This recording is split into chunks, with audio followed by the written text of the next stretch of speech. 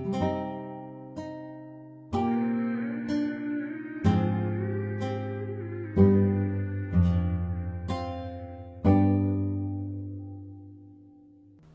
what's up, guys? Today, I wanted to talk about the Little Rascals and kind of rethinking what that show is really about. You could call it a fan theory, I guess, but at the same time, it's a peek into early Hollywood and the use of orphans in the early entertainment industry. Now, whether they were orphans in real life is hard to tell, but it seems quite evident that some of the most popular movies in the golden era of Hollywood revolve around orphans. Take Dorothy, for example, from The Wizard of Oz. There's something about this symbolism that is used consistently throughout the dawn of early film. I thought it would be interesting to consider that in connection with resets and repopulation. Why were there so many movies about orphans in the first 30 years of Hollywood? Well, one of the most famous shows ever is The Little Rascals. Now, if you're like me from the new generation, I didn't really watch this growing up at all. I only know about it because there was a movie made in 1994, and I did watch this growing up as I'd go to my friend's house and this was the only movie that he was allowed to watch. This and Sandlot, actually. So I didn't really see any of the older shows growing up, and I'm definitely not an expert. I'm just researching the past of this whole entire concept, trying to view it from an outside perspective, and it led me down this interesting rabbit hole, or theory I guess you could say. Perhaps there are things missing, but I would love an expert who knows everything about it to explain a few things because there's some really weird stuff going on in these old shows. So The Little Rascals is actually based on a film series called Our Gang, and it wasn't called Little Rascals from what I could tell, it was called Hal Roach's Rascals, which were a series of comedy short films chronicling a group of poor neighborhood children and their adventures, starting in 1922, and the production continued until 1944. Okay, so let's remember that. They're described as poor children. You see, from what I remember, it was just a group of kids who were just being kids. But it seems there are some details left out on the overall summaries of the show. That's what made this investigation difficult, is that there are many older episodes, which I've seen all the talkies and almost all of the silent films that are online, and I can't really find anything that is detailed on the lore behind all of this. Like, who are these kids, and why are they involved in all these weird scenarios, even secret societies? So let me ask you, are the Little Rascals orphans? If so, that would certainly put a huge spin on the entire show. Okay, so why are we talking about the Little Rascals? The Little Rascals is not just a show about poor children. First off, it's basically like the first show in Hollywood. We're talking about the early 1920s is when this all started, especially a show of its kind showing children of multiple races together going on adventures. It was huge, but it's mostly seen from a comedic view, that when watching the show, we're seeing the world from the point of view of the children. But what if there's something else going on? Something darker that doesn't get enough light, or at least I haven't seen anything explaining what this show is really about. Well, let's begin. Because remember, this show has some of the most iconic characters in Hollywood history. Alfalfa, Spanky, Darla, Froggy. Many of the bits are very well known. But this theory really brings into question everything about what this show is really about. So you're probably like, okay then, what is it about?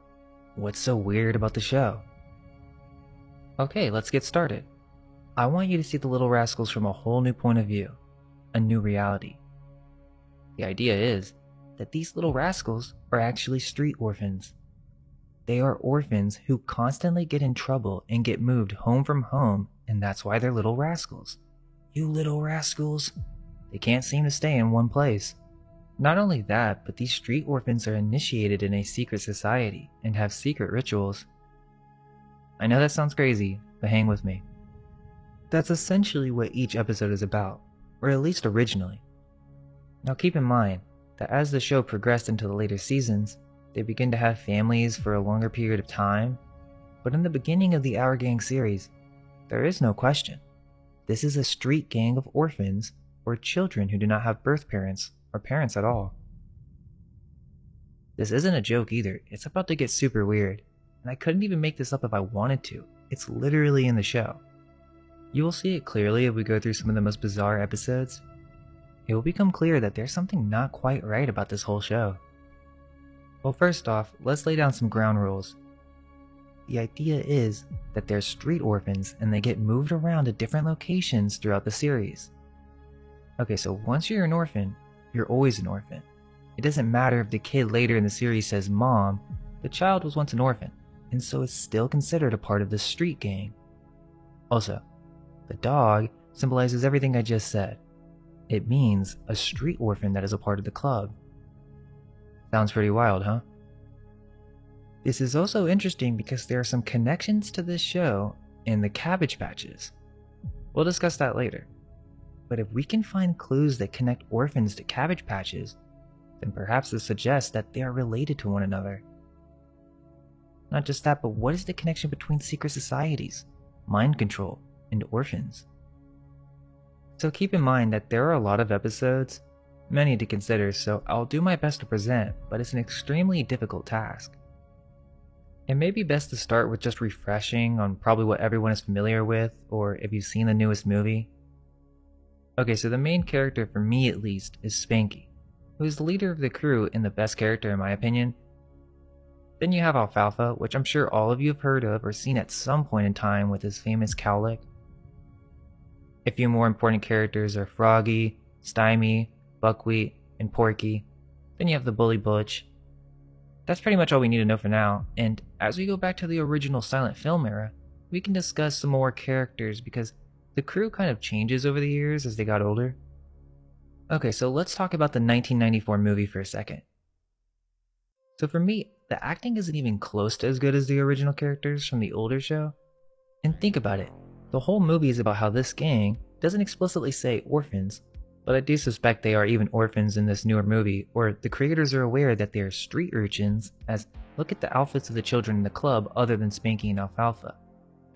Not just that, was in the trash can, and Waldo, the rich character, is apparently the best son money can buy, and we get a clip of Donald Trump, who plays his father strangely. So, Waldo is an orphan. We will see that supported by older episodes later, but yeah, they don't really go into detail in the movie on these kids' living situations or their past. The plot of the movie all revolves around these kids who are in a secret society named the He-Man Woman Haters Club. Now I think most people will just say this is a cute kids club or something, but when we start to look into the older episodes on this, it's gonna get weird pretty quick. So no, I'm just gonna go ahead and say it. This is a secret society with secret signs, directly correlated with masonry. That's evident even in the 1994 film, complete with the dog with the black circle. That's something we'll explore later. But the proof of that is when the boys are walking into the club, they have to give a high sign, which is the very exact sign that is referenced in an older episode. So the creators definitely watched the old show and saw the symbolism, as multiple bits are referenced throughout the 1994 movie. Well, again, the whole movie revolves around this secret society. Alfalfa breaks his oath and starts to like girls. And at first, he's actually sentenced to be executed by Spanky before Stymie gets involved. After this, Alfalfa even has a Shakespearean dream allegory where he falls off a cliff and he has to choose between the club or death. He falls into the ocean and then wakes up. Yeah, this movie is actually kind of explicit with some of the jokes, or let's just say more on the nose with it. His cowlick is referenced as something that springs when he gets excited, which is not as apparent in the original series, maybe for one episode, but just some weird references throughout the movie. But overall, yeah, the movie's not that bad when it comes to symbolism, but it does revolve around the notion of a kid in a secret society trying to win a girl back while the club sabotages him for breaking oath. There's also some cross-dressing, which, sure, we can overlook, but it gets strange as we continue. That's the basic gist of the movie, nothing too dark about it, but it's only when you look into the past of the show that we can get the full picture. It even ends with a secret society including girls, as times are changing, which is exactly what happened in history with the Eastern Stars. Okay, so that's the 1994 movie. No mention of orphans really, and if you search Little Rascals and Orphans or secret societies, there's really nothing on this topic.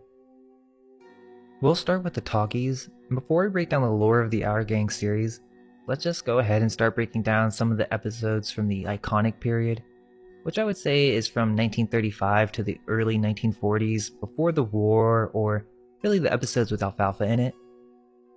That way, it will make more sense when we start breaking down some of the mind-blowing episodes.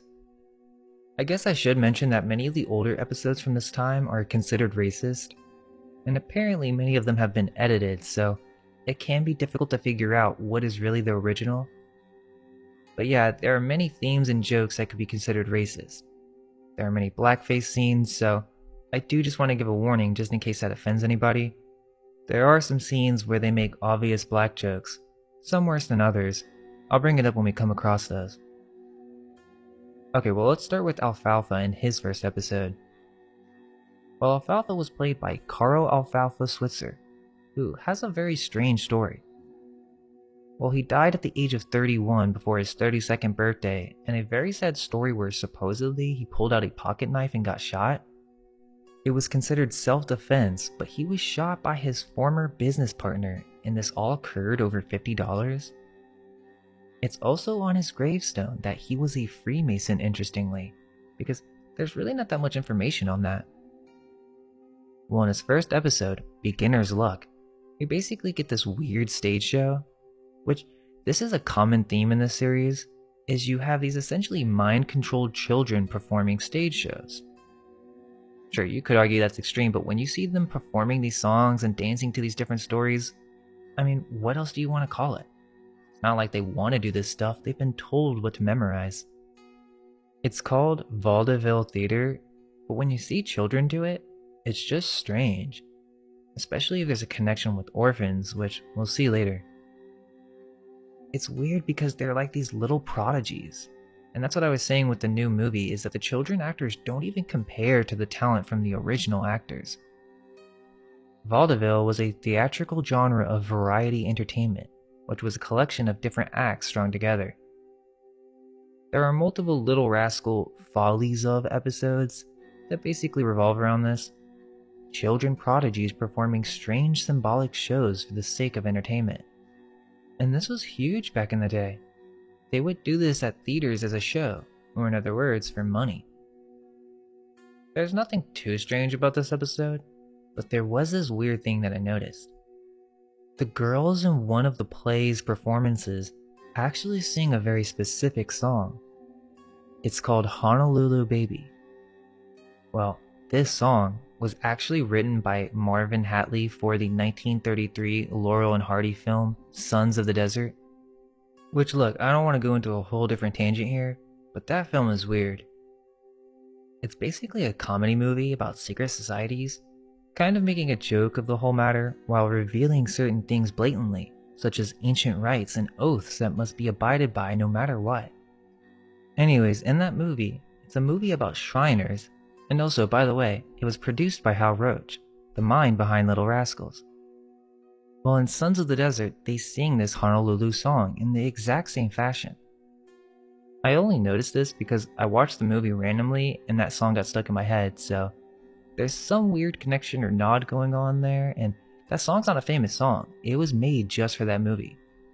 To understand this, Hal Roach was a huge figure in early Hollywood, and is essentially the creator of the Little Rascals or Our Gang show. They are Hal Roach's Rascals.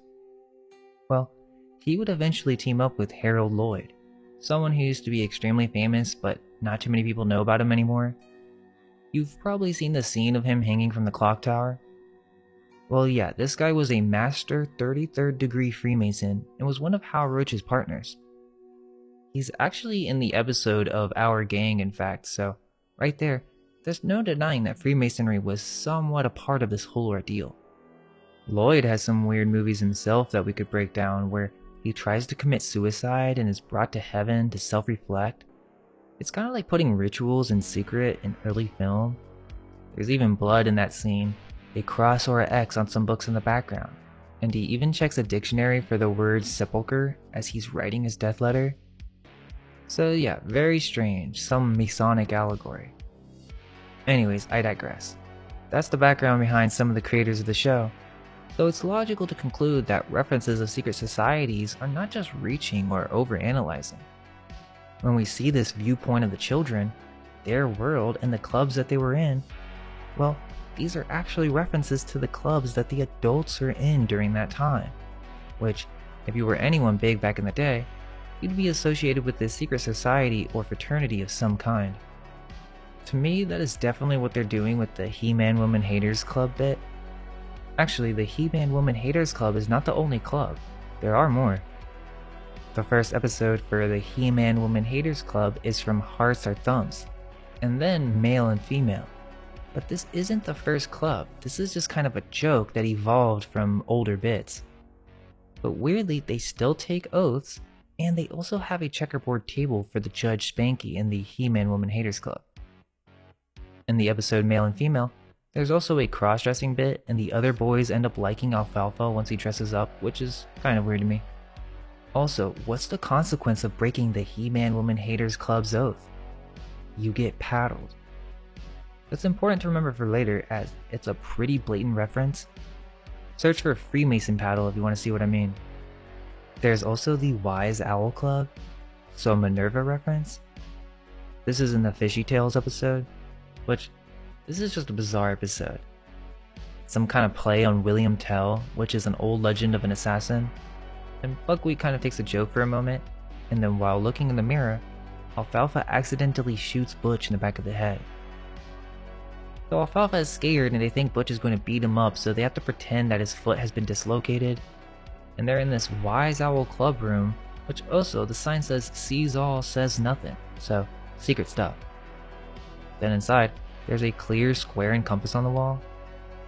They make a fake foot so that it could trick Butch, but it's strange because he's just hammering this leg, and then Alfalfa's leg is secretly under the bed getting tickled, and eventually gets bit by crabs.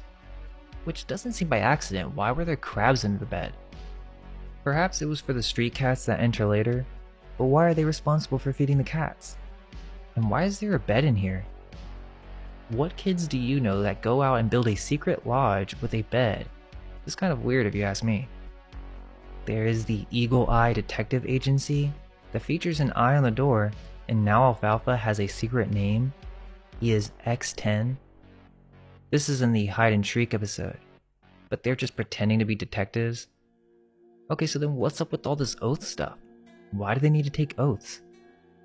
Porky and Buckwheat both get the name X6, so 66.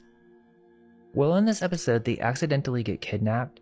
It wasn't on purpose, they randomly just hop in a crate, and this was on the back of a truck. But yeah, then they get taken to this haunted house, a grand opening, with some strange skull and bone symbols. Sure, a skull on its own is not that bad, but in this context, it is symbolic. So these kids basically wake up in the dark or inside of this haunted house, and once they come out of the crate, they don't know that this is a haunted house. So for them, this is a real experience. And keep in mind, the kids are still wearing their hats, which is weird and obviously has some type of meaning. Well, a voice comes on and tells them that few make it out of this place alive. So on the surface level, this is just a haunted house where the kids accidentally found themselves after deciding to be detectives. But on an esoteric level, this is some type of initiation ritual. They have to choose which door to go through, and if they choose the wrong one, they die.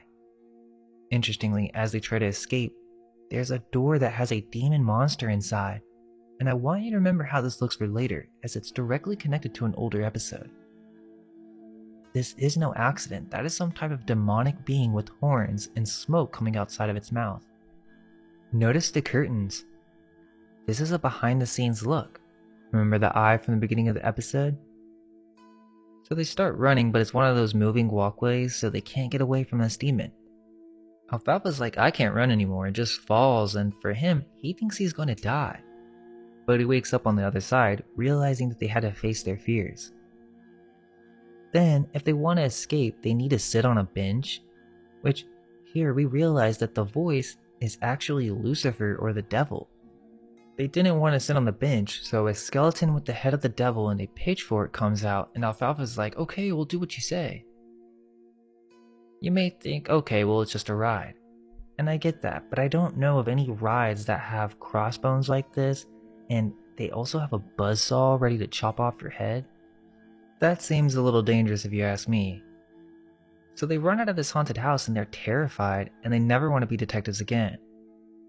Then you have the All for One, One for All club, which has nothing to do with hating girls. It's exclusive to only the guys, and this is the club where they got the secret signs from in the 1994 movie. This All for One club is in the Alfalfa's Aunt episode, which is a very strange Alfalfa episode. It starts with the boys having a club meeting and we see the same hand pointing icon from the previous hide and shriek episode, which in this one is pointing to the secret entrance. And then a goat comes running out just in case you didn't get what was going on here. Well, they have Phrygian caps or some type of hat wear for this club, and they also have dues or yearly payments to be able to be a part of the club. They have a high sign of brotherhood, and then they do this sign from the movie here as well. Next, we're introduced to a new character that has never been in previous shorts. Alfalfa's aunt Penelope, who decides to become a murder mystery author. This is weird because for some reason she decides to use the actual last name of the family. So what ends up happening is she drops a page from her novel, and it literally says that she has to kill her nephew, Alfalfa, because it's the only thing between her and the Switzer millions. I get that she was just using names for inspiration, but come on, what kind of person would write about this? Especially writing about killing your nephew in agony at a specific astrological timing? So Alfalfa reads this and gets really scared. What does he do? Well, he goes to his brothers in the club and asks for help because they are all for one. It's really weird because if you watch the series in order, this episode was much different, like with out of nowhere changes. But yeah, so Alfalfa reads this note. Dear X, I have discovered that only my nephew stands between me and the Switzer millions. So like the others, he shall die in agony, tonight at the stroke of 9. Penelope is reading a book called Famous Murders with a strange M character and also a blade with 3 drops of blood that looks pretty occult. The newspaper that Alfalfa is holding is also filled with some type of death or murder scene. Porky then literally sniffs smelling salts in this episode, and so they swap Alfalfa's body with some fake one to scare Aunt Penelope, and she decides to leave. But they never really explain why she used their names in the first place. This All for One club is actually the successor club to the Eagles Club, which was in the Pinch Singer episode. This is a lesser known episode that wasn't distributed by MGM, and it kinda makes sense when you watch it. Alfalfa is in blackface in this one. It was actually kind of harder to find. I only found it in an archive, but also towards the end, there is this plantation trio with multiple kids in blackface. This is what I was talking about earlier with the stage shows. Well, the Eagle Club was a secret club that was trying to raise money so that they could enter a radio contest show. This will be a common theme. Orphans trying to raise money by performing these very weird acts that on the surface can be seen as cute, but when you really think about it, it's more for adults, not children, as they have no idea what any of this means. The Eagle Club is the successor club to the ancient and honorary order of woodchucks, when its president was actually Stymie, not Spanky. This is one of the earlier clubs with the high sign, which involved the fingers of one hand in front of one's chin. They gather in a ramshackle old shed identified by a hand-painted sign on the door giving the club's full name as the Ancient and Honorary Order of Woodchucks Club Incorporated. This club also has dues, and there are some different crew members, so what's going on here? This is not just some cute club that the kids made up. It goes back multiple generations with multiple different Little Rascal characters. So this is a passed on tradition? But how? That would only make sense if they were actually orphans. We also see the dog on a pedestal or at the front near the president. This meaning will be explored further. This is from Anniversary Trouble, another episode that's difficult to find as it wasn't distributed by MGM. We will talk more about Spanky, but in this episode, Spanky has a family with a black maid and Buckwheat, so Buckwheat's basically a maid in this episode. But it gets worse because, well, I'm pretty sure Buckwheat plays a girl in these early episodes, and 2, Spanky does blackface in this episode. So it's kind of cross-dressing and racist, but the kids don't even know the difference at first, which is also pretty weird. Then the episode ends with some spanking, and Spanky is spanking his pop. Spanky may be a play on that he's getting constantly in trouble or he's a little rascal, so he gets spankings, but he does most of the spanking, being a leader of the club. There are actually a few more clubs, but before we get to that, let's discuss some of the weirdness from the Alfalfa episodes. There are the black jokes that come every other episode. For example, Divot Diggers has buckwheat being dragged by a dog, and they make this monkey joke multiple times throughout different episodes.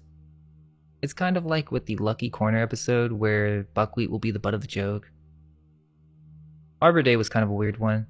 They have this bit that they do a lot where midgets from a sideshow will be pretending to be children, but they're full-grown adults. I'll talk about that later.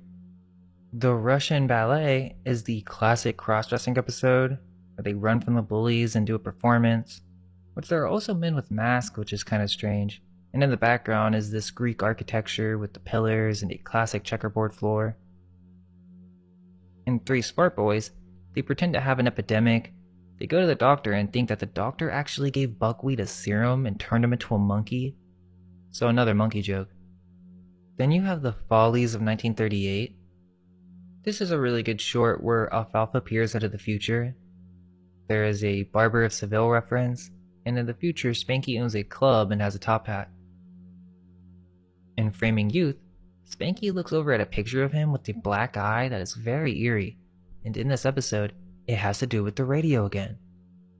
We hear the same Honolulu Baby song from Sons of the Desert. This episode is basically about them converting their club into a voice studio so that Alfalfa can win a radio talent show. In Aladdin's Lantern, it's just some weird stage shows again, with cross-dressing, and perhaps even a Masonic stage. Well, let's continue because now we can explore one of the main themes of the show. This idea that you can replace children and trade them in for a newer model.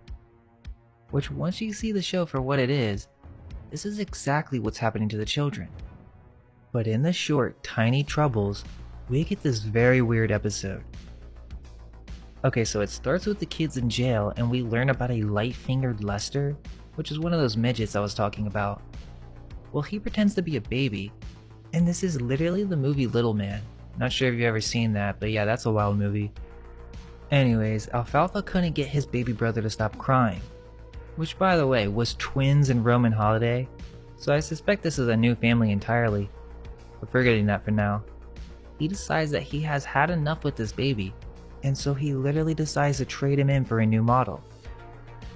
This is because Darla compares the baby to a puppy, and is like, we once traded the puppy in, perhaps you can do the same for the baby. That's not a normal thing for kids to say, and at some point, regardless of social norms, they would have some idea where babies come from. Maybe not in detail, but I don't think it makes sense for these kids to be so clueless.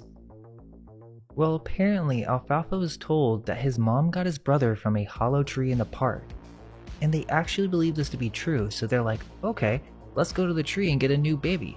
Forget this one. They even put a note on the baby, strangely. So they go there and light-fingered Lester is hiding from the police in the tree, and the crew shows up and thinks he's an actual infant. They're like, hey, there's a baby there now. And so they drop off Alfalfa's baby brother and actually leave him in the park alone while they take this new baby, which is actually a midget. Yeah, such a weird episode. He goes to Alfalfa's home, drinks beer, and smokes a cigar until the cops show up and takes everybody in. To me, the strangest part is that there would even be an episode about bringing a child in. Remember, the comparison was to a puppy, so like a dog, to get a better or more quieter version. What are they trying to say? Is it just a fun little bit? Or is there more to this symbolism? Well, we aren't done yet, and if you're skeptical, hang on for a moment, as there's some episodes that we'll discuss later that will show there's more to this all than just humor and funny gags. For example, the very next episode is called Dual Personalities, where a certain secret is revealed. The whole episode is about hypnotism, and the joke is that hypnotism is actually real. That's essentially the bit in this one. First we see a man who was hypnotized to become a bridge, but then seemingly by chance, Alfalfa is chosen from a crowd to get hypnotized because he mistakes the word skeptical to mean timid. He then becomes a Three Musketeer or something. But the interesting part about this is that the hypnotist gets hit in the head by a brick that fell from a brick mason. And because this mason dropped a brick and hit the hypnotist, Alfalfa's now stuck in a trance state temporarily, where he truly believes to be a musketeer. You may be like, okay, so what? It's just a joke on hypnotism, not so bad. But you have to think about what we're talking about here. Orphans, children in early Hollywood. And at this time, the Labor Standards Act of 1938 was just enacted, so you think there were any laws against hypnotism? Of course, you can say it's not real, but they're telling you in this episode that it's real. And if it were possible, wouldn't that put a spin on this whole series? Perhaps it explains why these children were young prodigies. Then this episode involves a sword duel to the death with Butch and Alfalfa. Darla's even like, oh, they might kill each other over this. They literally even have a grave ready for the kids. Is this some type of weird ritual or something? Then they shoot each other with fake guns, but Darla ends up picking Waldo instead. The next episode is another common theme that's been done multiple times throughout the history of the series. The gang discovers that Porky's family can't pay rent, and there's this goat randomly, which you'll actually see in many episodes, especially the earlier ones. But yeah, so they put on this circus show to raise money, and they have like all these fake animals that aren't even real animals. There's an older short from the silent film era that has the exact concept where they're going through a strange mansion and you have all these bootleg animals. Interestingly, in this episode, Buckwheat plays the tribal Borneo man or the man-eater, but we'll discuss that more in a bit. You could even perhaps consider the end of this episode a Hanged Man reference, as Alfalfa is a daredevil and gets stuck on this rope swing that they attach to a donkey. Also, there's this Mr. Wilson, who is the guy at the beginning of the episode demanding for rent. This is an important character to remember for later, but later in this short, he goes to get some lemonade, but is unaware that the reason there's a discount is because the goat named Violet drank from it. And so he spits the drink out, throwing the rest of the drink on the goat's face, and then the goat kicks him. Now this Mr. Wilson is the same character from a previous episode where he owns an orphanage. This is the same actor, Clarence Wilson, who was in the episode Shrimps for a Day. So he's the leading staff or head at the Happy Home Orphanage, which we'll discuss shortly. It may be important to note that Spanky and Porky were brothers earlier in the series, but are not brothers in this episode. They say it's because the writers forgot, but I disagree. I believe it was done on purpose once you see the secret of the show. Okay, let's move on to Cousin Wilbur, another episode with the All for One Club. Wilbur is getting initiated. His last name is Newcomb William Nesbitt. He calls Porky and Buckwheat by master strangely, so Wilbur's like, where are all the members at? What do you offer? And Alfalfa's like, well, we have secret signs. And then Wilbur's like, oh, you're a social club. You should think about becoming a benevolent society, which is a society that offers insurance with its membership. Weirdly, the benefits of the society is that they pay you if you get harmed or get a black eye or bee stings or even a spanking by your mother or father. Sure, kids get black eyes, but it just seems strange that this would even be associated with a society, especially one with secret high signs. Well, what happens is supposedly Butch starts giving all the kids black eyes, and now they have to pay for all this. So basically this whole episode is about Freemasonry, black eyes, and insurance played out on a kid level. There's another episode, Dad for a Day, where they're in the gang clubhouse and Mickey doesn't have a dad. It's actually a sweet episode with a nice ending, but it's strange because they end up going to a maternity ward. And then there's these guys just waiting to receive their babies, and one guy's even randomly told he has triplets. Nothing too strange about this episode, but it becomes questionable once you follow Mickey throughout the series. Mickey is also an orphan, and we'll see that as we continue. Then there's the All About Hash episode, where we learn about the All for One acting company. So wait, does this mean there are secret societies associated with acting companies? And the New Pupil episode, Froggy's reciting some stuff about the War of 1812, which is not that big of a deal, but I thought it'd be interesting to note because there are several war reenactments within the series. Bubbling Troubles is a weird episode where Alfalfa's going to like explode or something. But let's go ahead and move on to Alfalfa's last episode. It's called Kitty Cure. And the weirdest thing about this is that we're never really told it's Alfalfa's last episode. He just doesn't show up in any more shorts after this one. So what's it about? Well, the episode starts with Alfalfa in a stroller and now he has twin brothers.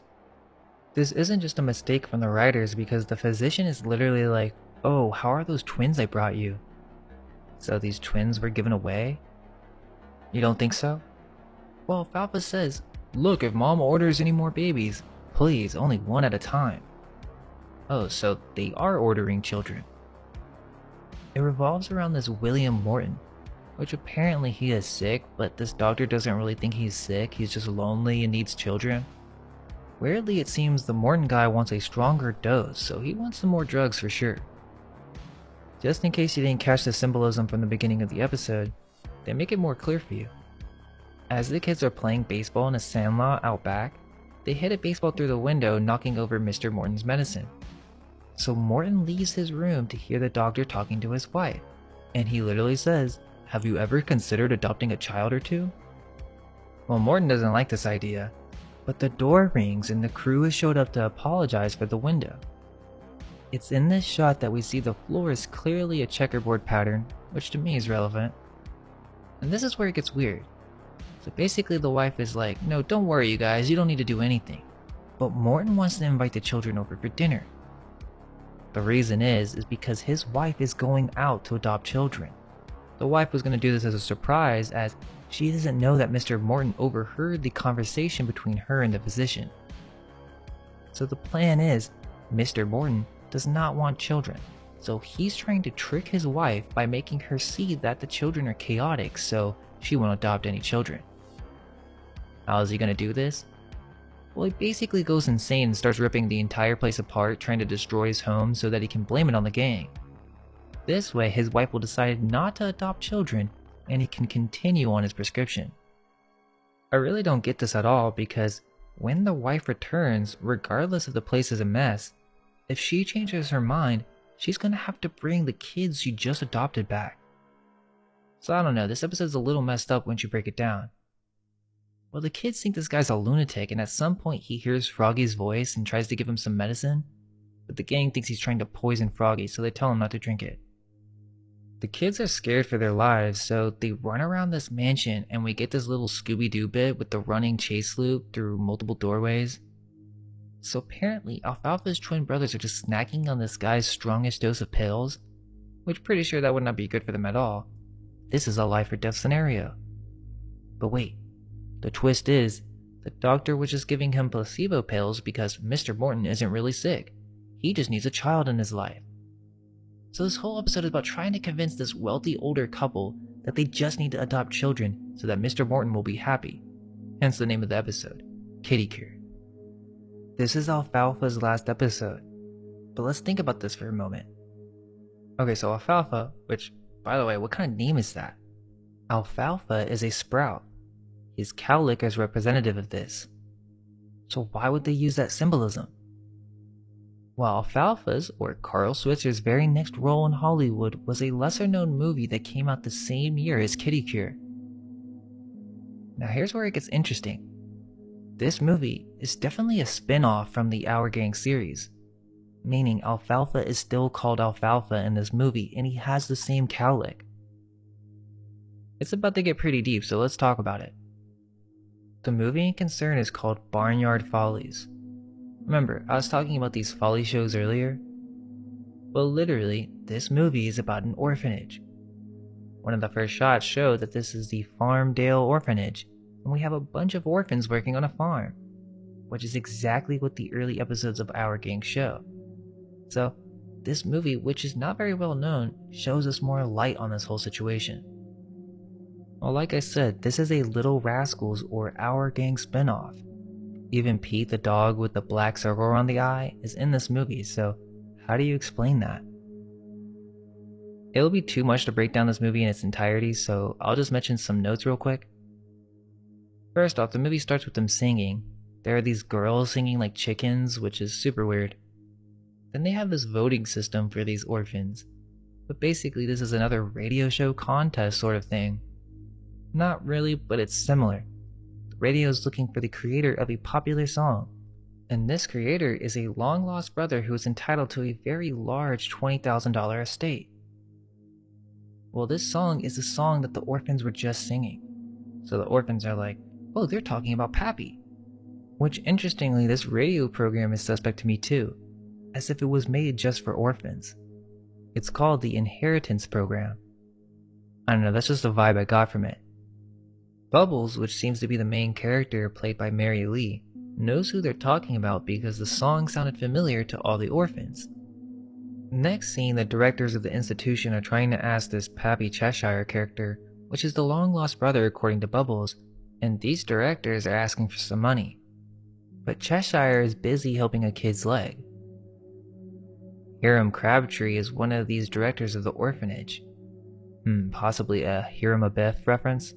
But also, Miss Crabtree is one of the famous teachers from the Little Rascals series, so I'm not sure what that's all about. Pappy Cheshire is actually Zebediah Cheshire. Basically, they need money from Cheshire, which is the Pappy of the orphanage. All the kids love him and he cares for them. He gave his money to the orphans as a loan so that they could start making their own business and being self-sufficient. He wanted to help them get a better life. But the directors don't see the orphans as people. They literally can only think of money. And they're like, no, we hate this idea. Cheshire says that they shouldn't think of them as something you just feed and provide shelter for and then get rid of once they get old enough. Pappy wants to treat them as if they were his own, but the directors do not want this and hate the idea so much that they would fire Pappy, who apparently has been taking care of these orphans for a long time at this institution. Well, the song that the brother made was called Barnyard Follies, which was what they were singing at the beginning, and he calls into the radio to get his money, but the directors hear how much he's going to win and start scheming behind his back. So this is kind of weird. They show up to get this estate, and it's actually called the Peep Inn, which is a nightclub for adults. Pappy and Bubbles come to visit this place, and Pappy's peeking through a tiny hole watching women dancing. Bubbles is like, can you see? And Pappy's like, yeah, I can see, chuckling, and makes this weird reference to chickens, that he didn't know what kind of chicken they'd be. I think he's making an orphan reference here, where he says the chicks from the farm grow up to be these fine chickens. Basically a reference to these adult dancers. Pappy plans to close the club, so he approaches the Peep Inn's group of performers and the director, Jeff Hill, to settle their contracts for their release. The entertainers refuse the offer, and Pappy insists that they come to Farmdale to work for him for the remainder of their contract. What ends up happening is that Pappy doesn't get as much money as he thought, so he can't pay the directors or the performers. So what do? Well, the orphans put on a stage show called Barnyard Follies. So again, a bunch of orphans putting on a show for money. I won't go much more in detail, but there is this weird part where one of the directors of the orphanage is trying to adopt a child to gain the favor of Pappy Cheshire. This is just so creepy to me, like an old rich lady coming in with these fancy clothes and wanting the orphans to impress her so that she'll pick one. Well, she starts with Alfalfa, and Alfalfa says, look, you don't want me, lady. I'm the problem child. She attempts to trick the children into liking her so that she can adopt them, and she does this throughout the movie.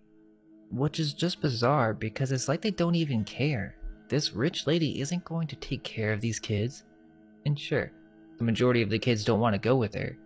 But still, it's just the concept of some rich folks coming in and adopting a child willy-nilly that kind of reveals how things really went. You weren't always adopted by a loving family.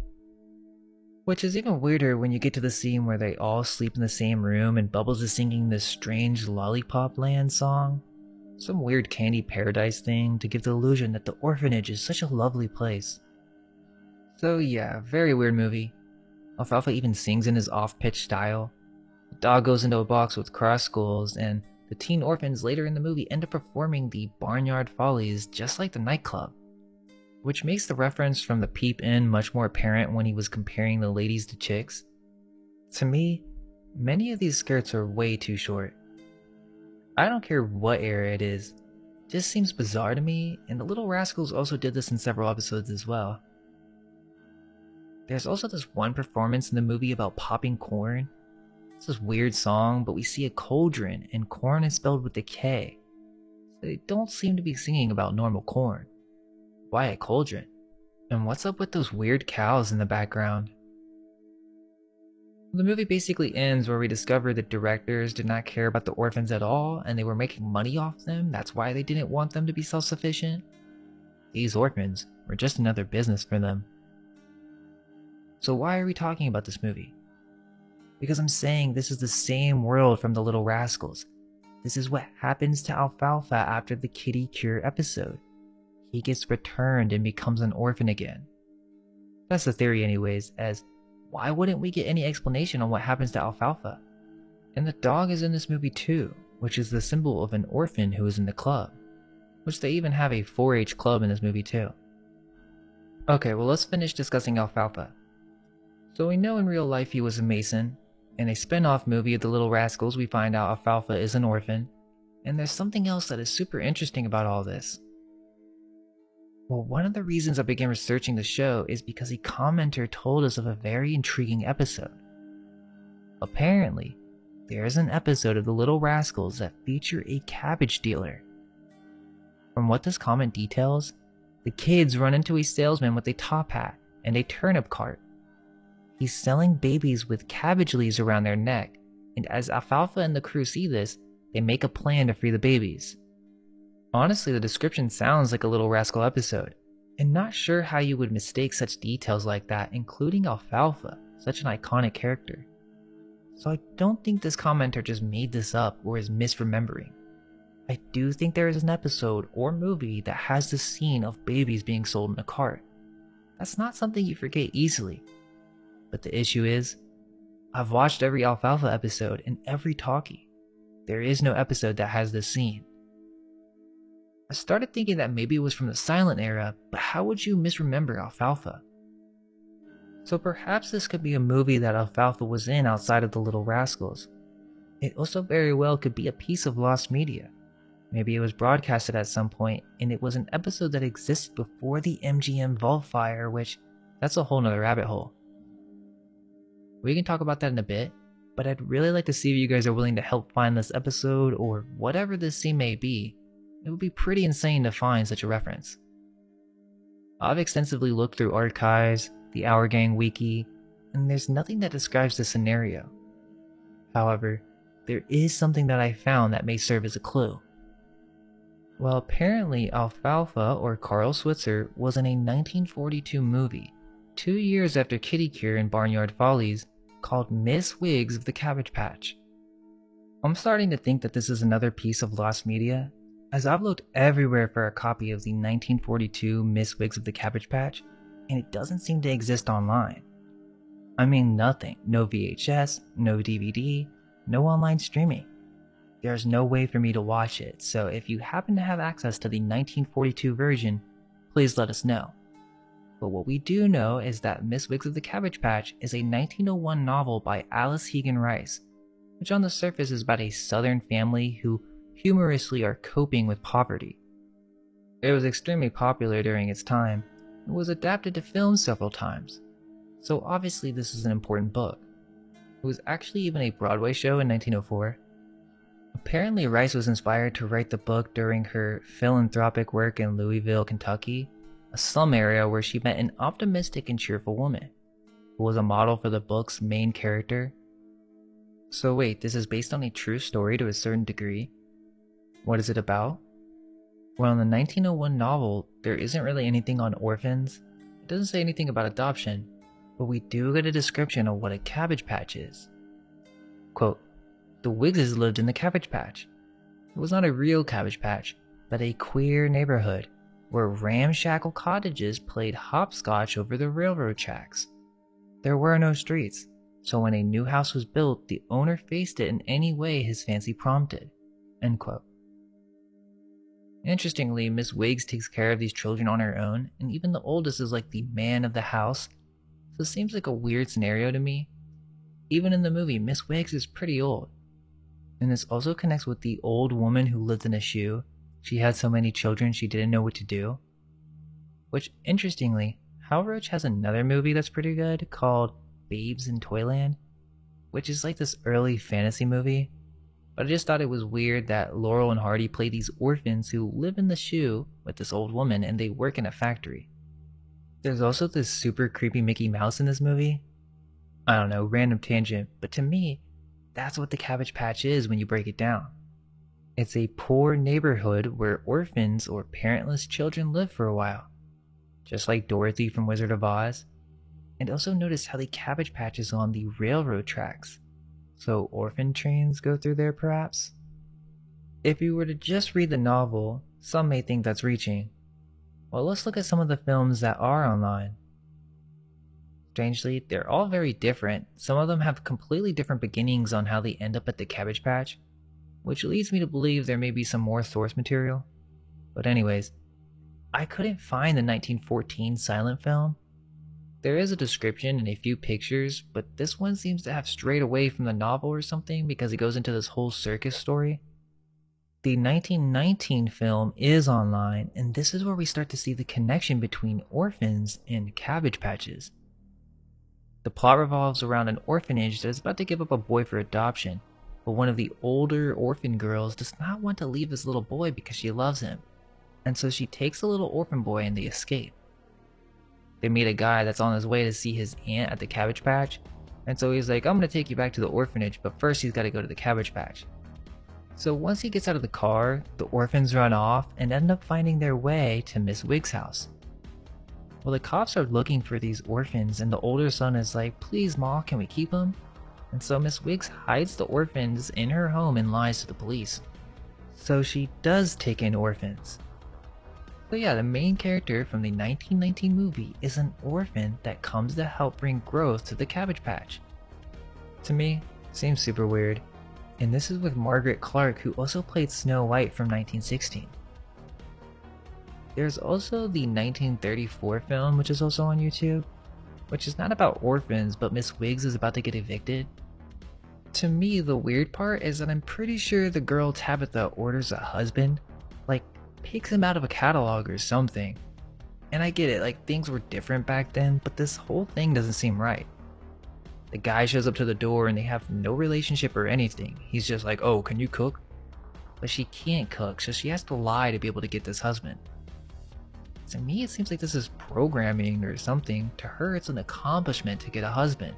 She'll become wealthy, supported. But does she understand what love is? I don't think so. So yeah, that's the basic gist of the movies, but I can't find the alfalfa version from 1942. There aren't even any pictures.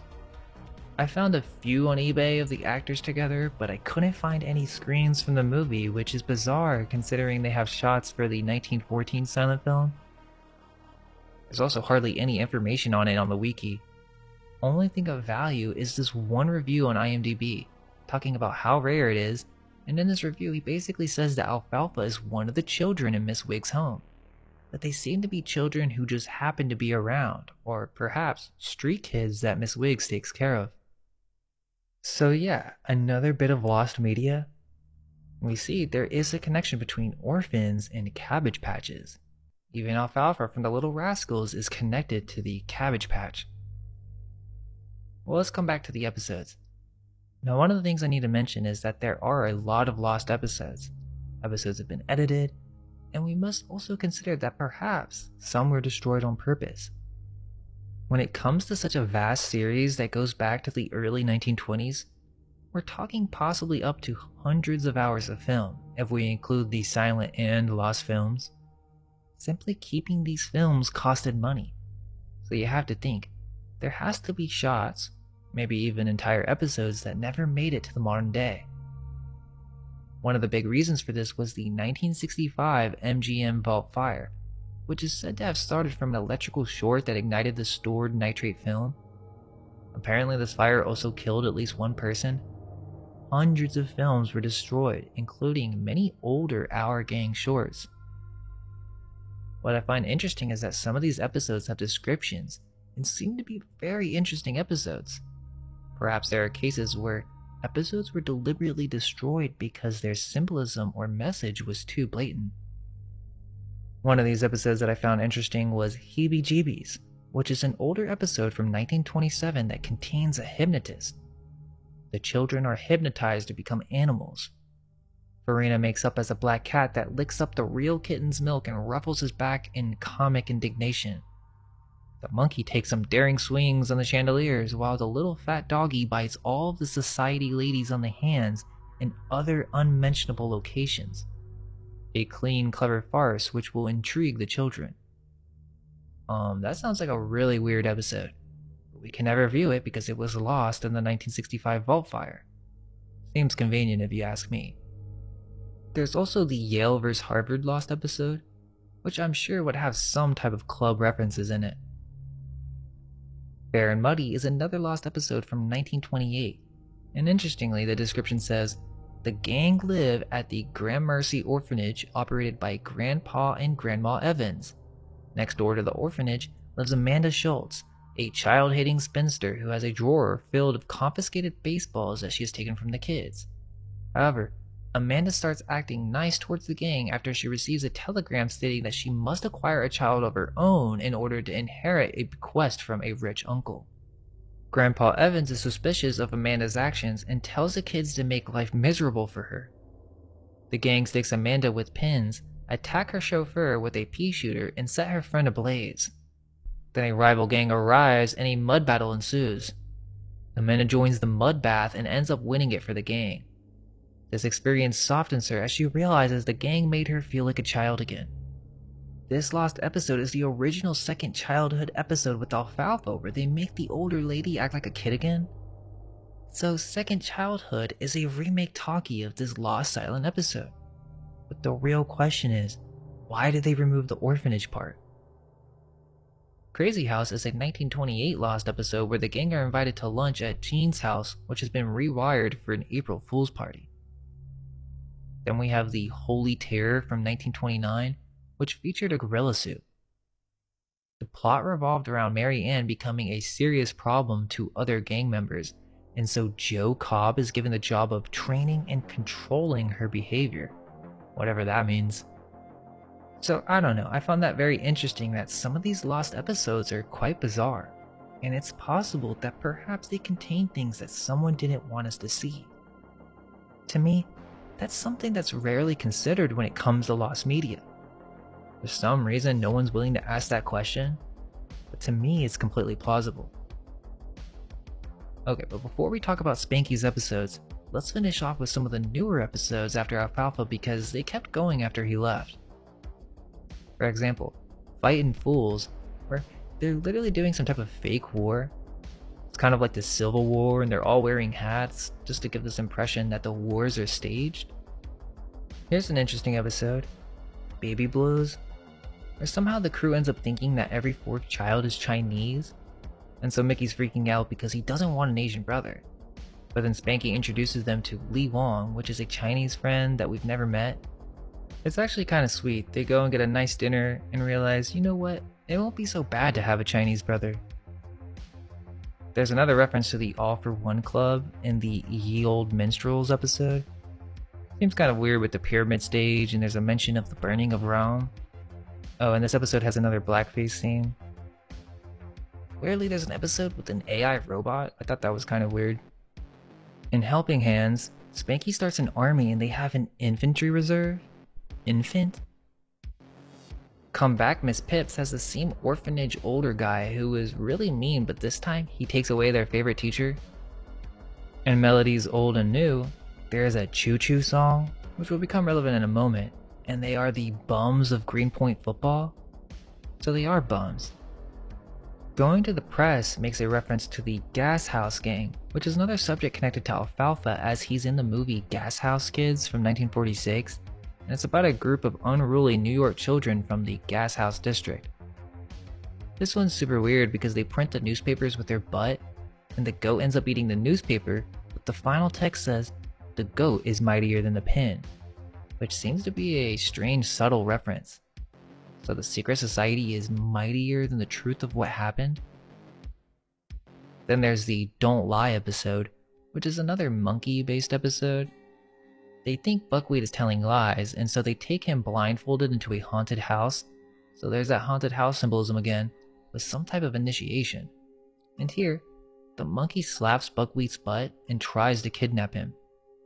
Then Buckwheat takes an oath to never lie again, although he never lied in the first place. In surprised parties, Froggy dresses as a girl. This is where we start to see the transition of Froggy becoming the lead character of the show. In Rover's Big Chance, they're playing baseball and the Gas House Gang is like the rival gang to the Our Gang now. There's a new dog and it seems that this is the new crew's dog. If it's the gang's dog, that means it's a street dog that they take care of. Remember, dog equals orphan, and they don't even have a license for the dog.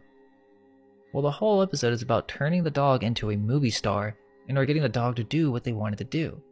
And interestingly, the ending of this short has to do with a ventriloquist. What is a ventriloquist? Someone who controls a doll to do exactly what he wants. The very next episode is called Mighty Like a Goat. Like I said, many of these episodes feature goats, strangely. Well, they get their clothes dirty and they use some stinky cleaner to get rid of the dirt. Then they go to the movies and it's a murder mystery again. A murder every 2 minutes. Then the movie ends with their clothes in a grave and the children are naked. Seems weird to me. In Unexpected Riches, there's a black joke from the 1940s involving what the gang would get if they were rich and found Captain Kidd's treasure. Well, apparently Buckwheat would get a bunch of watermelon and fried chicken, so I guess that's a very old stereotype. Mickey wants to give back to his parents, which I'm pretty positive are his adoptive parents, as he literally says, "Y'all have been so good to me since I was a kid," meaning they didn't have him as a baby.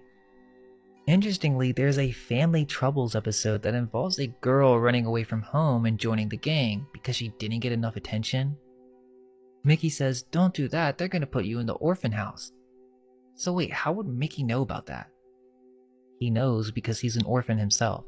And the girl's like, "I don't care, I'm disgusted with life." So she wants to go to the orphanage. Well, they end up going to try and get her adopted, but the girl's parents figure out that she went missing and they think the gang kidnapped her. So it does end on a good note, but what kind of storyline is this?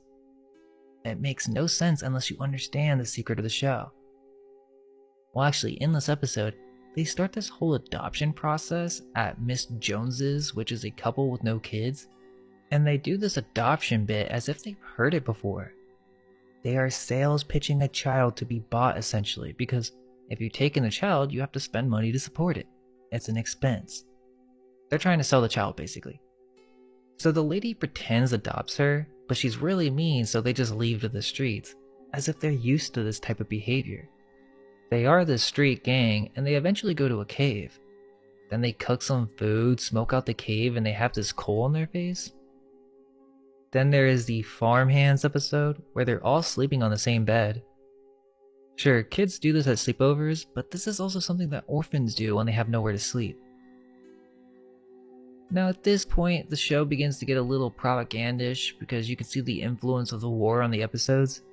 But in election days, it's mainly Froggy and Mickey now, and Froggy's the head of the All for One club. This kind of proves that it's not just a friend club.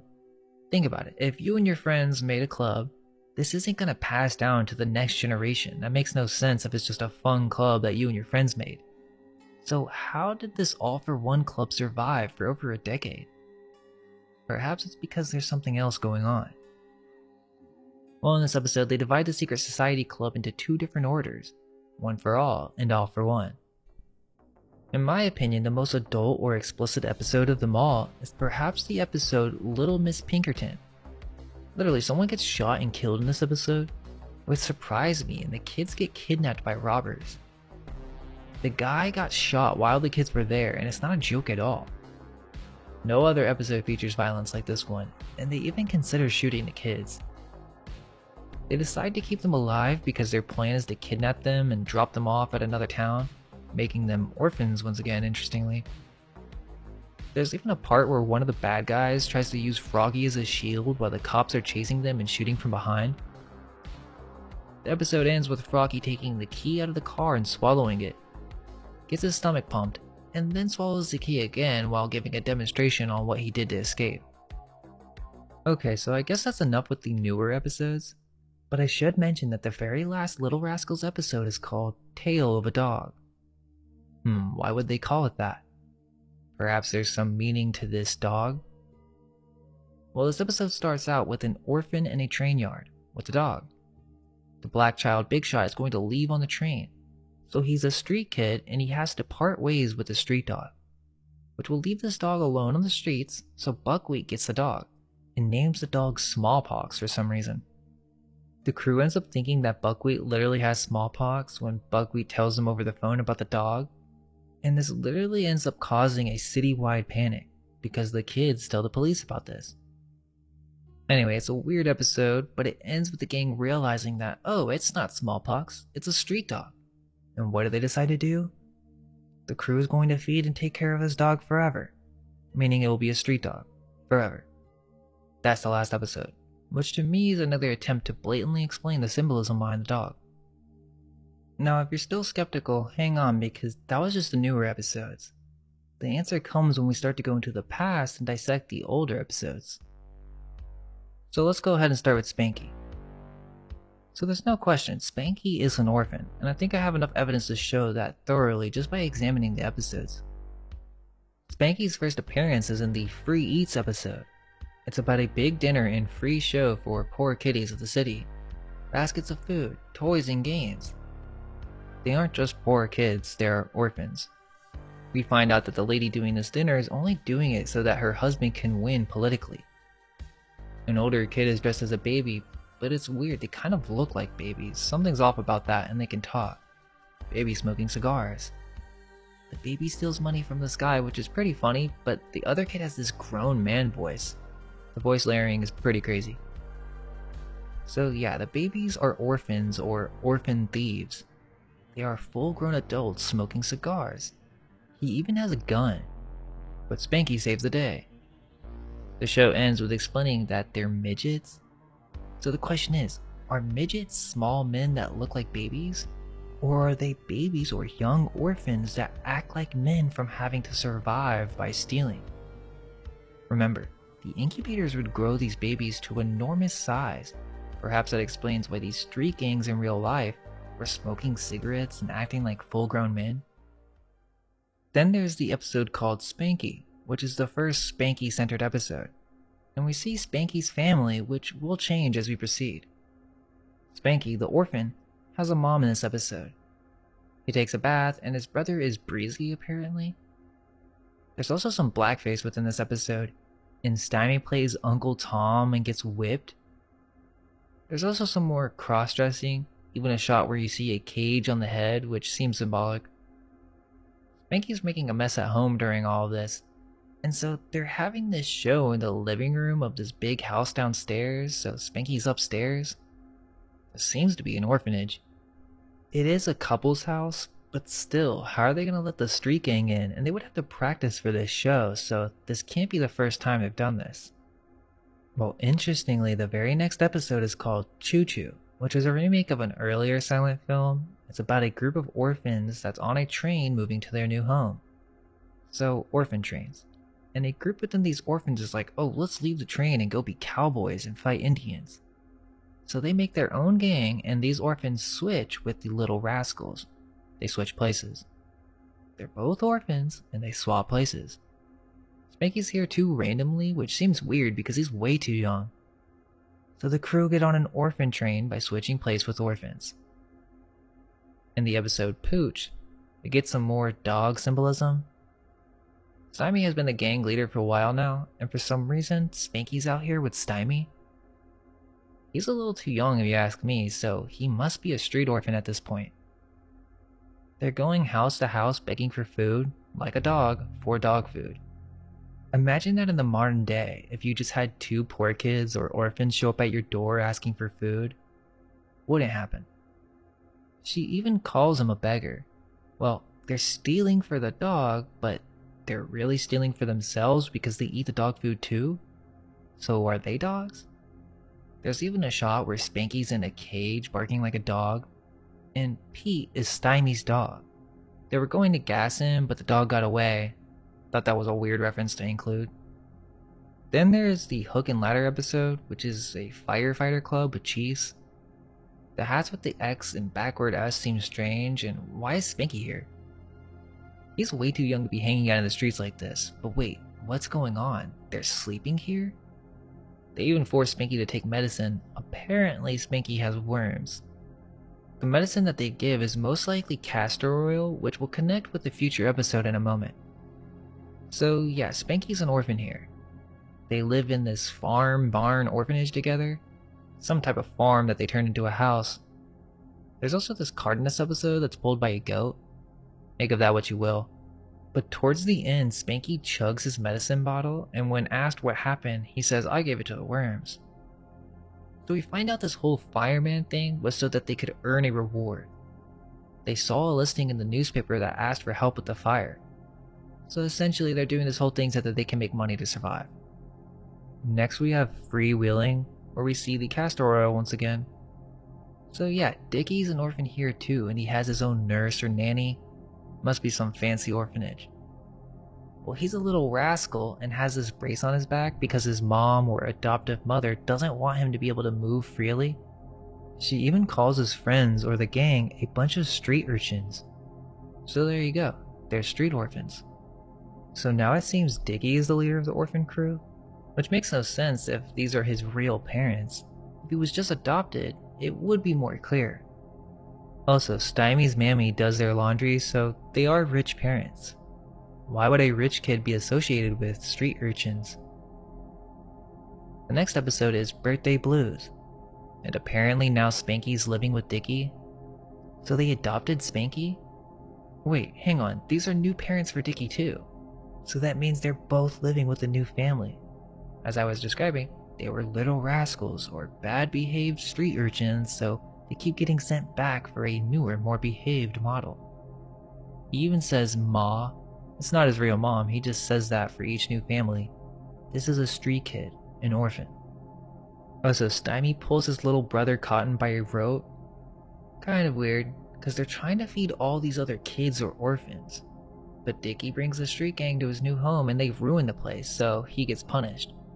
But Dickie gets out of this by giving his mother a dress or some shoes or something that so when they go to church, the whole church is shocked or laughing, so the mom gets really embarrassed. They don't say this, but the idea is, once you start to catch on, oh, those little rascals, now they're going to become orphans again. Then there is the A Lad and a Lamp episode, which there are a couple Aladdin or wish-based episodes throughout the series, but in this one, they're all wishing for a bunch of things because they're orphans. But this episode has some weird racial humor. Spanky decides to wish for a monkey, and then he starts chanting that he wishes Cotton was a monkey. Some more monkey jokes. What's weird is that Cotton actually gets swapped for a monkey and they all believe it. This episode ends with an artwork featuring a checkerboard pattern and a pillar. Next episode is Fish Hooky. Crew is on the street again with Spanky. Farina's in this one, and they're skipping school or don't want to go to school anymore. Interestingly, some older kids show up, and it's Joe Cobb from the Silent Era. They want the new Our Gang to go fish hooky with them, meaning these kids from the older Our Gang episodes are not going to school anymore and are already off working at this age, which would make sense for this time period. Miss Crabtree is no longer the teacher anymore. It's a new teacher, Miss Cornman, Corn with a K. The truant officer and Miss Cornman are from the earlier episodes as well. Mickey Daniels plays the truant officer and Mary Cornman was one of the first of the crew. So we're seeing essentially what these orphans or street rascals become once they grow up, as they're actually playing themselves. They're not playing new roles. This actually connects with one of Hal Roach's other shows called The Boyfriends, which is like the teen version of Our Gang. One thing that I thought was weird is for a brief period during the early 1930s, Hal Roach made the most of talkie technology by opening some of his comedies not with painted title cards, but having the credits spoken in tandem by fancifully attired twins, Beverly and Betty Mae Crane. By 1931, the novelty had worn thin, and Roach reverted to conventional title cards. Interesting that their last name is Crane. Well, the strangest short from this Boyfriend series is the last episode, but I can bring that up in a moment. Okay, so back to the Little Rascals. So the next short after Fish Hooky is called Forgotten Babies. Somehow the crew is taking care of babies?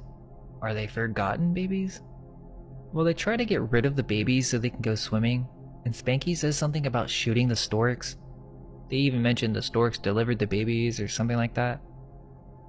Now in this episode, Spanky's not Dickie's brother. Dickie threatens to tell the cops about Spanky so they'll put him in jail. The baby also looks like Mickey from newer episodes. They also say for the love of Pete in this one. That's a weird thing to say. And then there's babies in cages again? Why does Spanky or even Dickie have to take care of these babies? There's also a radio show randomly about murder again. And the cops show up because they think a man is killing a woman, but it was just a radio show? Okay, now the kid from Borneo is next, and this is a super weird episode. Pretty sure Spanky and Dorothy have new parents. They are orphans on the street, and this wild man is a cannibal with his skull for a necklace. Yes, he eats humans, but they play this off as if he just eats anything or he really likes candy. But it's weird because the kids think that he wants to eat them. There are multiple things to note from this episode, but one connection goes back to that series, The Boyfriends, that I was just talking about. The last episode is about this wild man stuff too, but they're more explicit with it, and Mickey Daniels gets cooked in a cauldron. This whole episode is bizarre. It's called Wild Babies. It takes place in a dream where Mickey and Alabama attempt to steal a song from an island tribe. They're on this island and there are all these strange creatures, just like the zoo episodes from Little Rascals where they paint and dress up normal animals to be exotic. But it's weird to see the symbolism repeated, so they must be referencing something with this whole bit. Anyways, back to Kid from Borneo. So yeah, these kids think they're about to be eaten by this wild man, which take notice of his outfit. This will be important for later. Spanky's like, no wild man is gonna eat me up. It's definitely possible that he could eat the kids because he eats a massive amount of food, including a can of sardines with the can, a whole link of sausages, and a massive piece of bologna.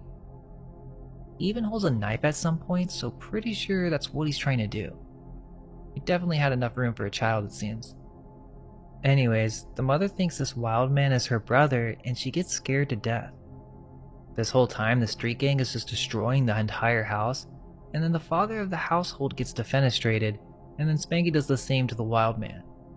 Those little rascals. Now time to find a new home. Okay, the next episode is Mush and Milk, which is one of the orphanage episodes. So there are actually a few episodes where the street gang live in an orphanage. There's no explanation either. Why is Spanky in an orphanage in this episode? Didn't he just have a family? Well, they all live up in the same room with a bunch of beds, with a mean old lady teacher or nanny. The summary says it's a boarding school, but then why would Stymie, Spanky, and Dickie all be here?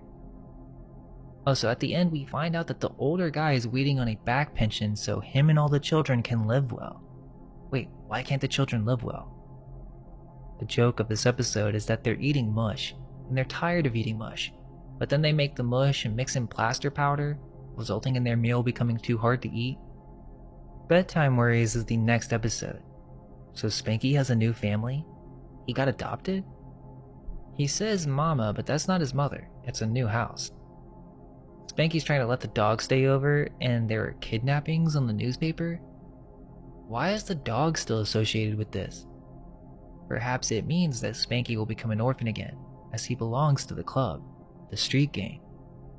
So his dad's trying to get some rest, and Spanky hears Pete, the dog with the circle eye, out the window, which isn't their family dog, it's a street dog. And so the father's starting to get fed up with Spanky, because he won't go to sleep and keeps calling for help. Then a thief randomly comes to the house, but the father doesn't come this time because he's had enough, and so the guy tries to rob the house. Then the gang come to the window with the dog, and they need a place to stay, and Spanky lets them sleep over. Spanky then hits his dad with the vase, and the dad is like, Spanky, did you throw this vase? Now Spanky's going to go visit the burglar in jail? Because he's a little rascal. Next is Wild Poses. Laurel and Hardy are actually in this one, as babies, and Spanky's still with the same parents from the last episode. Spanky's getting a family photo, because he's a new orphan, so they haven't given him up yet. The husband doesn't like his wife, it seems. There's even a 1 hour later transition like SpongeBob, and so Spanky basically won't sit still for the photo and eventually punches the photographer in the face. Then there is Mike Fright, which is where the crew plays for a radio show again. Then there's Hi Neighbor, where it seems Spanky's back on the streets with a dog. He seems pretty young, so is his last family just letting him go hang out with these street orphans? It's basically a derby episode, and at the end, the rich neighbor gets his pants ripped off by Stymie. Then they go down this huge hill and run a bunch of people over. Next is For Pete's Sake. Remember, with the weird God Divine references with Pete? For the love of Pete, for Pete's sake. Well, we have kids feeding babies medicine again. So, orphanage? They end up going to Leonard's father, who owns a toy store. They want to trade Pete for a doll, but Pete ends up breaking a vase, so he takes the doll back. Then Pete destroys the place, and so he returns Pete back to the gang. The whole reason they wanted this doll is because this bully kid lassoed the doll that this little girl or orphan had, and the rope wraps around the head of the doll as he lunges it into the street to get run over and its head smashed. The kids are shocked, and so in order to make this little sick girl happy, which for some reason is their responsibility, they went through this whole journey to trade Pete for a doll. The ending, I believe, is Buckwheat hanging on a rope with a doll and then a handshake. The first roundup is about the kids going camping, and it centers around Wally, and his mom's like, "Are you just gonna let them go out at night like this?" And his father says that they'll be back in an hour. But the kids are acting like they want to go out there for a week, all alone. Spanky wants to stay out there. Why are the little kids out here? Well, in the very next episode, this rich boy Wally has a new mother, but he's still a part of the gang. It's almost as if one of the kids get adopted and the rest of the gang goes and stays with whoever gets adopted, usually by a rich family. Then, the family or couple who adopted the child will give the orphan back once they realize he belongs to a street gang. This one's some weird donkey chase episode. Wally lets the gang into the house, and eventually the donkey knocks the mother into a fountain and she spews water out of her mouth. The laugh for Algebra the donkey is Mickey Daniels. Seems that the spewing the water part may have been edited out. Okay, so the next episode is Washy Irony. Wally is now Waldo, and he has a new mother, but he's still playing with the gang. They're playing football and getting dragged by the dog. There's also another goat. They actually get a ride from the goat around town, then they drink water and do this weird spit cleaning thing. Then there is the Mama's Little Pirate episode. Now this one's crazy. So Spanky has a new family. I mean, what are we on now? Like 3 different parents? And his new father is reading a newspaper about treasures found in a nearby cave. He steals a candle and they're going into the cave, and he wraps a rope around Buckwheat's neck to keep a path. Buckwheat is a girl in this episode too, and they actually pull on the rope and make Buckwheat, the girl, fall in a hole. Pretty bizarre. What are we, mice or men? Spanky also astral projects in this episode, which I thought was pretty crazy, or an out-of-body experience you could say. They go into an underground cave to find gold, and they get lost because they pulled on Buckwheat, dragging him along. So they are lost. But then they find a door underground, and a giant lives down here. The Little Rascals basically has everything, even giants. So yeah, he then grabs the kids and hangs them on meat hooks to be eaten. I could imagine this being pretty traumatizing for a child, and there are also glue traps, so there's no way for them to escape. But right before Spanky was going to be eaten, he wakes up. Was it just a dream? What are we, men or mice? So that means they're mice, and the giant was treating them that way. So were the orphans mice? Well, the very next episode compares the children to shrimps. It's episode 133, called Shrimps for a Day. This is 2 episodes before Alfalfa's first episode. We start off with a view of the Happy Home Orphanage, and the gang is living here. Wait, so that proves it. Why is Spanky here? this is the old guy that I was talking about earlier that was asking for rent and trying to take the teacher away. Well, he's the man running this orphanage, or taking care of the children. He's this very cruel, child-hating old man. So, I'm not sure why this isn't more clear or mentioned in the summary of the series or in the new movie. How could the gang all be at this orphanage? Remember, once an orphan, they're always an orphan. So that means Stymie, Scotty, Spanky, Buckwheat, and even Leonard from earlier are orphans now? These are orphans or street urchins that are constantly being relocated because they are so misbehaved. But perhaps there's more to it than just that. Spanky's still acting up, which is crazy, so that means his last family gave him up for some reason. That sick girl from earlier that they were taking care of to get the doll? Well, yeah, she was an orphan because she's in the orphanage with Spanky now too. So this guy's treating the children horribly. It's pretty harsh the way he treats the children if you ask me. Well, the orphanage is invited to a rich dinner party, and at this party, a couple is trying to find one of the orphans and they find a magical lamp. Then they wish to become children again, and it actually comes true. And these are the midgets in future episodes, but in this episode they are converted into children. Then they get rounded up and mistaken for orphans, so they are taken back to the orphanage and see for themselves how bad this place really is. There's this weird scene with the bullies, and there are multiple orphans per bed. Spanky has another candle in this episode when they're trying to leave, and then there's this weird scene also where they're forced to take castor oil. I was talking about this earlier, and Spanky isn't having any of it and pushes it into Mr. Crutch's mouth. The two adult children eventually get out and wish to be adults again. Now they've exposed what kind of stuff goes on in this place, and they even say it's like a jail. It ends with Spanky wishing Mr. Crutch to be a kid, and then he beats him up. Also, there actually was a Little Rascals or Our Gang movie. Well, I guess it's considered a spin-off, but Spanky, Buckwheat, and Alfalfa are in it, and it's called General Spanky from 1936. Now this movie was actually pretty hard to find. It's not online, but I ended up watching it, and the whole storyline is that Spanky is a shoe-shining orphan. Buckwheat plays a runaway slave, and some of his parts got edited out on the movie. Well, Spanky goes up to the sky with a top hat to shine his shoe. We come to find out that this older gentleman, Marsh, is also an orphan. I'll save the summary so that we can move on quickly, but overall it's a pretty good movie. The only thing that I want to bring up is that the whole plot is centered around orphans and their secret club. Spanky literally plays an orphan in this movie. Also, in the movie, their club is called the Royal Protection of Women and Children Regiment Club of the World in Mississippi River. They literally do initiations in a secret cave, and then Spanky initiates Marsh and eventually the General. There are oaths, actually blood oaths, and then they do this whole crowning the king initiation. They do this initiation and oaths in a secret cave, and they must not reveal any secrets or the location of the club. So yeah, it kind of reiterates what I was saying about the orphans in a club. There are still many more episodes that I haven't mentioned, but I'll just get to some of the older talkies. Oh, and I didn't mention, Little Sinner has some weird cult baptism with a solar eclipse. Just has like a completely different vibe to it, and it actually scares the kids too. But let's rewind a bit and let's talk about the first talkie. The first talkie is called Small Talk, and they are all orphans, and it actually says that in the summary of this short.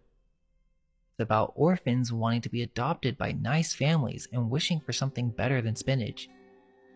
Weezer, the youngest, is adopted by a wealthy couple, and then all of the gang come visit Weezer. So, this is exactly what I was saying earlier. Then, Mary Ann is adopted, and then the couple's friends adopt the rest of the children, and Farina is adopted by the maid. So Joe, Weezer, Mary, and Pete's here too. Everyone in this episode is an orphan. And let's keep in mind, that's the first talkie. The next episode is called Railroadin', which seems like another nod to the orphan trains. Well, there are actually several train episodes that revolve around them playing on the rail tracks. Why are these kids out here playing around with trains?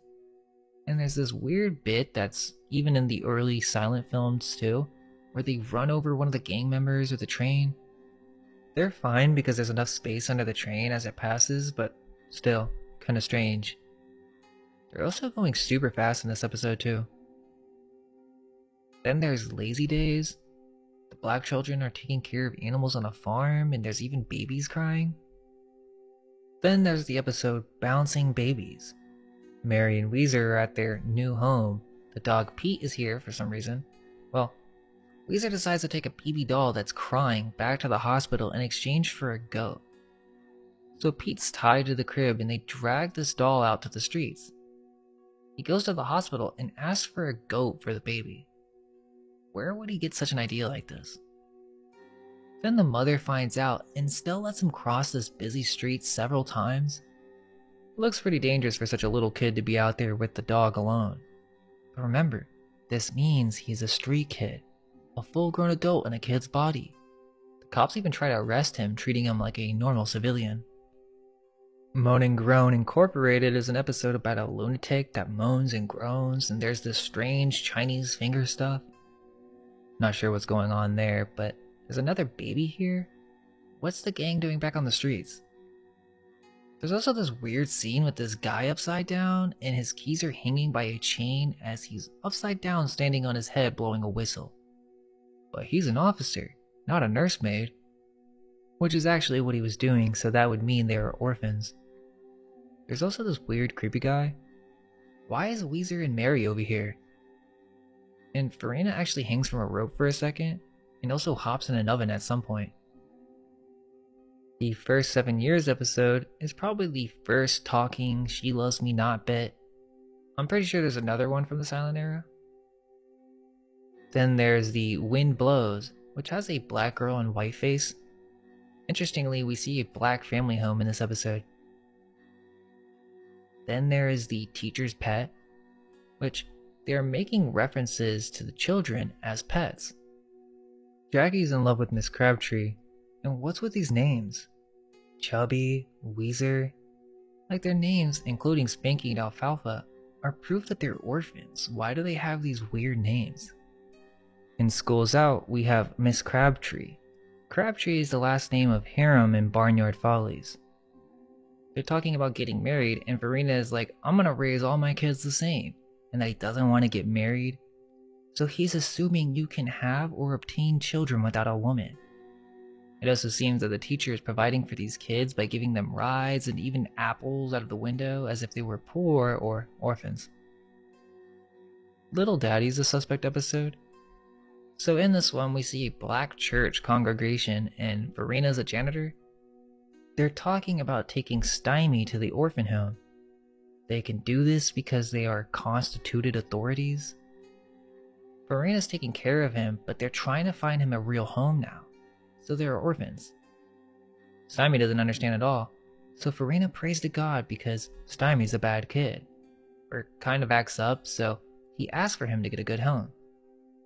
But Stymie doesn't understand he's getting adopted or needs to get adopted, so here's proof of what little rascals mean. They are little rascals that are misbehaved and they can't get fully adopted.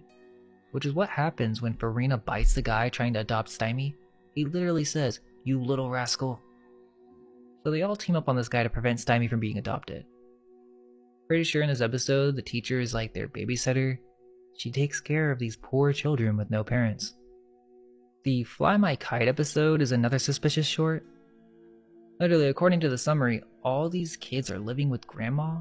She's not any one child's grandma, but everyone's grandma. So, another orphanage episode. One thing I caught, which could be nothing, is that when the grandma falls over in her chair, there's clearly a circle with a pentagram, and it doesn't seem by accident to me. It's only for a quick second. You probably wouldn't notice it if you were watching from a distance. Farina calls her grandma, so I would assume they're adopted. Well, in this episode, it's weird because the grandma out of nowhere starts doing backflips. It's kind of surreal. So this top hat guy comes in and tries to kick his mom out, but guess what? The reason he's doing this is because she's not his real mom. So, he was an orphan too. Now he doesn't want to take care of her anymore, especially since she's inviting these street orphans to play. She has no place to go, no money, so they want to send her to a country home. Some place you don't want to go when you have no money, the poor farm. We find out that Grandma has a lot of money in bonds, and eventually they put this on a kite, but when they realize, they take the kite back down, and I'm assuming the grandma's going to spend less money on the orphans. The next episode is Big Ears. Weezer has a new adopted family now. They fight too much and have just about had it with each other. Stymie's mammy says he has worms. Well, this whole episode is about Weezer becoming an orphan if his parents divorce. Why would he become an orphan if they divorce, and how would they know that? It would make sense if something like this has happened before. They say poor Weezer won't have no family and they're gonna send him to the orphan home. The plan is he's trying to make himself sick so that his new parents will stick together and take care of him, and he ends up drinking poison and landing in the hospital. The parents promise never to fight again, and then the dog is making this sound. So I doubt they will keep that promise, meaning he will still be an orphan because he's a little rascal. Okay, so let's move on. In Dogs as Dogs, they treat the children like dogs, or more dog symbolism. The kid is referred to as "you, bring me more coffee." So Weezer's sleeping with the dog again, meaning that's the symbol for orphan. If the dog is there, they are still orphans. Dog is dogs. But already Weezer has a new home, so he ended up back at the orphan home, meaning his parents gave him back. Now it's the single mom that spanks Weezer because he's letting the street dog into the house. So yeah, the dog is literally an orphan. Remember that black circle for later. Weezer's brother is like, she's my real mother, so he gets treated better. But I don't know if that's true at this point, or if he's the oldest orphan and has been there since he was little, so he doesn't know. Stymie shows up, so he must still be a street orphan, and he calls the nanny an old pelican, hoping that she's fed Weezer because she's so mean. Weezer's brother gets fed well, while he eats mush, which is another nod to orphanages. Then eventually the dog gets accused of eating a chicken, and this guy tries to shoot Pete, the orphan dog. But this is because Weezer's older brother lied about Pete eating the chicken. At the end of the episode, another lady, apparently Weezer's aunt, has come in and now she's his new mother. So that's about 3 times Weezer has moved families because he's a little rascal. In Readin' and Writin', Weezer has a different nanny and a different home. He calls this lady Mom, not Auntie, so he's in another home and the dog's there, so orphan. He's going to school for the first time and they steal some apples, which is another orphan thing. This episode features the Secret Order of the Winking Eye and the High Master Mogul. Okay, so that's pretty much all the talkies. There are a few I didn't mention, but I just wanted to compile all the very weird episodes and symbolic references so that you can see it all at once. Something very strange is going on with this show. But we're still not done. We haven't talked about the silent film era. It would be too much to break it all down, so I'm only going to mention a few of the most insane ones. There are a couple that I'm fairly certain will shock you, and one in particular that most of you will find pretty disturbing, and we can end with that. Interestingly, there's a silent film called The Fourth Alarm, which features Coney Island, and they're feeding medicine to a baby with a worm. They also sleep in a barn with a cross X on the top. Lots of goats in these early silent films. The original for Fourth Alarm was firefighters, which is another common theme where these orphans have to work together to put out fires. Okay, so it's about to get way worse, so hope you're ready. Well, in 1922, there was Young Sherlocks, and they have this scene where there's a secret session of the mystic JJJS. This episode is very occult and unsettling. A group of men kidnap a girl and it's super creepy. They hold her for ransom and the horse or kid saves the day. They even tie this girl up and handle her pretty abruptly. So the kids end up shooting them, saving the day and getting a bunch of money. Then they buy a city and name it Freetown, so this is basically like a reset city. They are repopulating the city with orphans. Boys to Board and A Pleasant Journey is both about orphan trains. They also mentioned that the wild Indians don't exist anymore, which I thought was weird, some ode to the vanishing Indian myth. In Dogs of War, there's another fake war and dog reference, and Harold Lloyd is filming a movie in this one. There's a scene where a man is strangling a little girl in this one. In Baby Brother, they decide to make their own orphanage. Sundown Limited is the exact same train episode where the black kid gets run over, but this time it's Joe Cobb. Interestingly, there's a short called Lodge Night, which, I'm telling you, it gets pretty bad. The orphans are a part of a secret club called the Cluck Cluck Clams, which is a spoof of the KKK. So yeah, these secret society references go back to the first episodes or films from the silent era. And even in this one there's an initiation, and if Joe Cobb doesn't show up, he will be killed, or at least they threaten him with that. And we see these skull and crossbones, which suggests that there is some symbolism with the X or crosses. And I thought this was strange, is that there's a separate black club that has the exact same writing as the future clubs with the backward S and the spelling style. This is the Emancipation Hall. And then after this scene we move to the Royal Temple of the Supreme Cluck Cluck Clams, which is another barn. There's even a shot where we see Exalted Ruler with the handshake sign. Yeah, so this whole secret society, it's not just a club anymore. They have robes and regalia. Pete's even at this ceremony. But yeah, then Joe Cobb shows up and they initiate him into this weird orphan secret club. Also, there's some black children in this KKK club.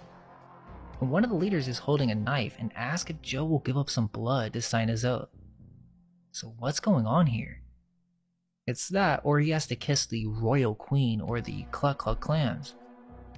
Okay, but that episode isn't the only one. I did want to mention the episode The Cobbler, which is another orphanage where the owner is waiting to get a back pension again. So that's from the early silent film era. But to me, the most bizarre and disturbing episode of them all is called Tired Businessmen.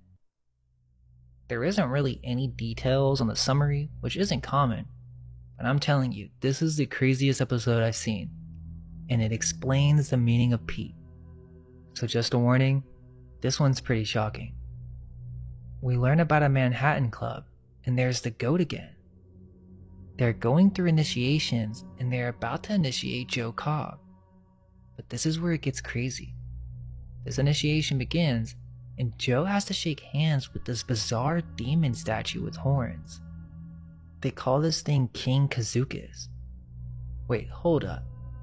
Why do they have to shake hands with this scary thing? It's definitely some type of demon. And look at the wall. There's a skull and crossbones with a swastika. Where would orphans learn such a thing? So what they do is they spin Joe around and then they spank his butt. Remember the paddle from earlier? What's even going on? I couldn't believe it when I was watching it. They even electrocute Joe, or the chubby kid, and then guess what they do? They paint a black circle around his eye. Then it says, "I'm a member now." The black circle is the same black circle that's on Pete. So this is what it means? An orphan that's been initiated into a secret club. An orphan that has shaked hands with a demon and then been spanked? This is literally a humiliation ritual where they throw eggs at Joe's face. Then after the initiation is done, they threaten to chop off his appendix if he ever speaks about what happened during the ritual. Bro, this is not for kids. So he has to keep silent or all of this a secret? Then he pretends to be a cop. Apparently his father's off somewhere because he's not home, and so Joe pretends to be a cop to scare the other orphans, and they believe it. So now he makes his way to the top of the club. I would love anyone who knows a lot about the show to explain to me what this episode is about, because that's what I got from it. I don't see how it could be interpreted any other way. Which then raises even more questions. Why is this show about orphans in a secret society being moved around constantly? Now some of you may be like, okay, well, I don't get it, so what if they're orphans? Well, let me explain. The idea is that this is not explicitly mentioned in the summaries of the show, and it's definitely not categorized or remembered that way at all. Most people remember it as a classic old-time show with children just being children. it's not mentioned in the summaries of the show that they are parentless or even in a secret society. It's not mentioned in the forums. It's not mentioned anywhere that I could find that these kids are orphans, although it's blatantly a part of the lore. Once we establish that they're orphans, the show takes a new perspective because they're constantly being moved to different living situations and parents, which makes it really sad and not funny at all. There are many early movies about orphans. How could this early period of Hollywood be considered progress or the golden era, yet there are countless references to orphans living on the streets? Perhaps this was reflective of the time and there were a bunch of orphans that needed parents in the early 1900s. But where did these orphans come from? I'm not going to go into the whole Little Rascals curse stuff, but you can go down that route and come to your own conclusions. I'm not saying it's true, because there are some members who lived happy lives. However, some of the cast died in tragic ways. So yeah, that's about it for now. I just sort of wanted to go over some of the weirdest episodes of this classic TV show that's obviously about orphans. If anyone knows what that episode is with the cabbage dealer and alfalfa, we'd love some help with finding whatever that may be. It could be another movie, or perhaps alfalfa wasn't in it and it was another character. But here's the description just in case you want to search for it. Let us know if there's anything else involving the Little Rascals, Cabbage Patches, or orphans in early Hollywood that would be of interest. We're very thankful for all your comments, so please let us know what you think. If you wish to support us, please consider checking out our first book, which is on the Cabbage Babies. Thanks for watching, and all we can hope is that our minds may be unveiled. Let go of everything you think to be true. Relax the mind and ask the question, do I truly understand what this reality is?